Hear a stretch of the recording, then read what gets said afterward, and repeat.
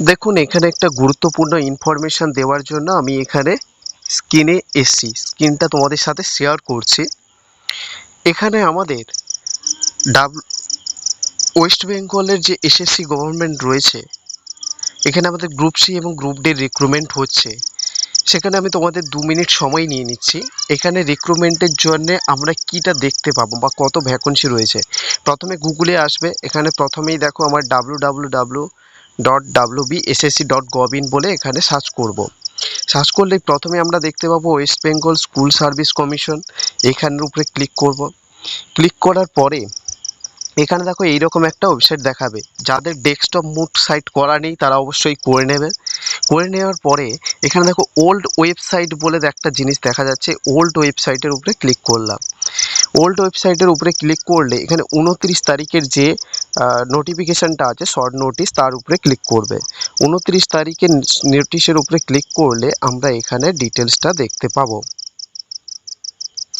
এটাই হচ্ছে আমাদের details. West Bengal Central School Service Commission Acharya Sadan থেকে দেওয়া হয়েছে। দেখো এখানে কি বলা রয়েছে ভ্যাকেন্সি নিয়ে।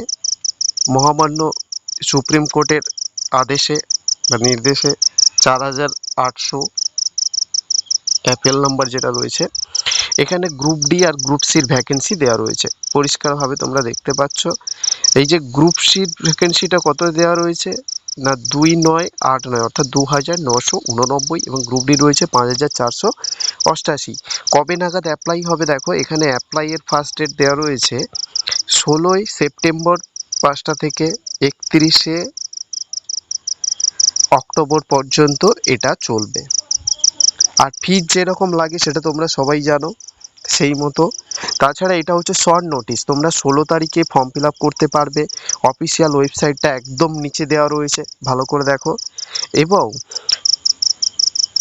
এর বিশেষ অর্থাৎ পুরো নোটিশটা যেটা ফুল নোটিশ, সেটা ঠিক এই অ্যাপ্লিকেশান অর্থাৎ অ্যাপ্লাই করার 2 দিন আগে চলে আসবে। 14 বা 13 তারিখ নাগাদ তোমরা পেয়ে যাবে। কোন ওয়েবসাইটে যেতে হবে? www একদম নিচে দেওয়া রয়েছে .west West Bengal LSSC West Bengal .com chain অর্থাৎ www.westbengalssc.com এই ওয়েবসাইটে গিয়ে সার্চ করবে। গেলে তোমরা পেয়ে যাবে 12 কি 13 তারিখ নাগাদ। সেখানে গিয়ে তোমরা সবাই অ্যাপ্লাই করে দাও। তো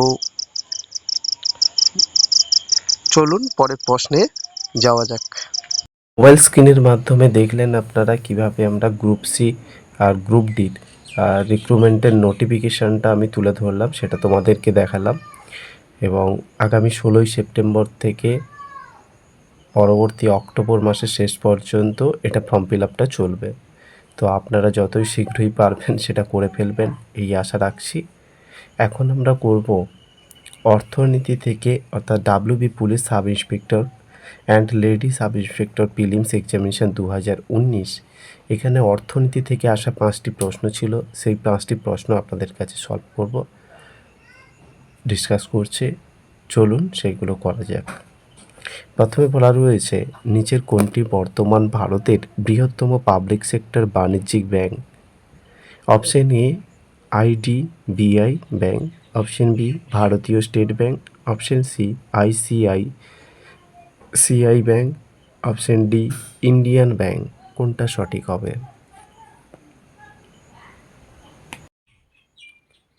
সঠিক উত্তর হচ্ছে অপশন বি ভারতীয় স্টেট ব্যাংক। এটাই হচ্ছে ভারতের বৃহত্তম পাবলিক সেক্টর বাণিজ্যিক ব্যাংক।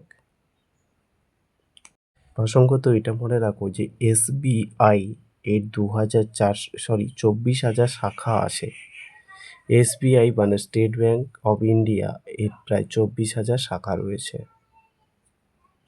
15 ভারতের আয়কর হলো অপশন এ অপ্রত্যক্ষ এবং প্রগতিশীল, অপশন বি অপ্রত্যক্ষ এবং আনুপাতিক, অপশন সি প্রত্যক্ষ এবং আনুপাতিক, অপশন ডি প্রত্যক্ষ এবং প্রগতিশীল। সঠিক উত্তর হচ্ছে অপশন ডি প্রত্যক্ষ এবং প্রগতিশীল। নাম্বার 16 গীতা গোপীনাথ কোন আন্তর্জাতিক সংস্থায় নিযুক্ত হওয়া প্রথম মহিলা প্রধান অর্থনীতিবিদ। অপশন এ এশিয়ান অবকাঠামো বিনিয়োগ ব্যাংক,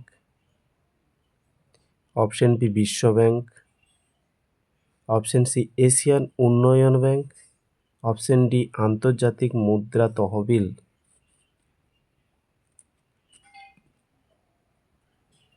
সঠিক উত্তর হচ্ছে এই অপশন ডি আন্তর্জাতিক মুদ্রা তহবিল। 2018 অক্টোবর মাসে ভারতীয় আমেরিকান অর্থনীতিবিদ গীতা গোপীনাথ আন্তর্জাতিক মুদ্রা তহবিলের প্রথম মহিলা প্রধান অর্থনীতিবিদ হিসাবে নিযুক্ত হন। নাম্বার 17, লন্ডন স্টক মার্কেটের স্টক মার্কেট সূচক হিসাবে উল্লেখ করা হয়। Option A Brent, option B Sensex, option C FTSE যাকে বলা হয় FTSI, অপশন ডি নিফটি। সঠিক উত্তর হচ্ছে অপশন সি, এই ফুটসিকে লন্ডন স্টক মার্কেট সূচক হিসাবে চিহ্নিত করা হয়। 18, নিম্নলিখিত বিভাগের কোনটি ভারত তার জিডিপি এর সর্বাধিক অংশ লাভ করে? অপশন এ নির্মাণ ক্ষেত্র, অপশন বি সেবা ক্ষেত্র, অপশন সি কৃষিক্ষেত্র, অপশন ডি উৎপাদন ক্ষেত্র। সঠিক উত্তর হচ্ছে অপশন বি সেবা ক্ষেত্র থেকে ভারত তার সব থেকে বেশি জিডিপি। নাম্বার 19, নিচের কোনটি রিজার্ভ ব্যাংক অর্থাৎ RBI এর কাজ নয়? অপশন এ সরকারের banker, option B bank note issue করা, অপশন সি সাধারণ মানুষের আমানত গ্রহণকারী। সঠিক উত্তর হবে অপশন সি সাধারণ মানুষের আমানত গ্রহণকারী। এটা রিজার্ভ ব্যাংক অফ ইন্ডিয়ার কাজ নয়। তাহলে রিজার্ভ ব্যাংক অফ ইন্ডিয়ার কার্যাবলীগুলো কী কী সেটা আমরা দেখে নিই। ভারতীয় রিজার্ভ ব্যাংকের কিছু কাজ রয়েছে, সেগুলো কি? মনিটারি পলিসি নির্ধারণ করা, ব্যাংকিং নন ব্যাংকিং ক্রেডিট সংস্থাগুলির নিয়ন্ত্রণ এবং তদারকি, অর্থ বৈদেশিক মুদ্রা সরকারি সিকিউরিটির বাজারে নিয়ন্ত্রণ, কেন্দ্র ও রাজ্য সরকারের জন্য ঋণ নিয়ন্ত্রণ করা, বৈদেশিক মুদ্রার রিজার্ভ ম্যানেজমেন্ট করা, দেশের ছোট বড় ব্যাংকগুলির র্যাঙ্ক। দেশের ছোট বড় ব্যাংকগুলির এটা হচ্ছে একটা বড় ব্যাংক। কেন্দ্র ও রাজ্য সরকারের ব্যাংকার, মুদ্রা ছাপানো ও পরিচালনা। তো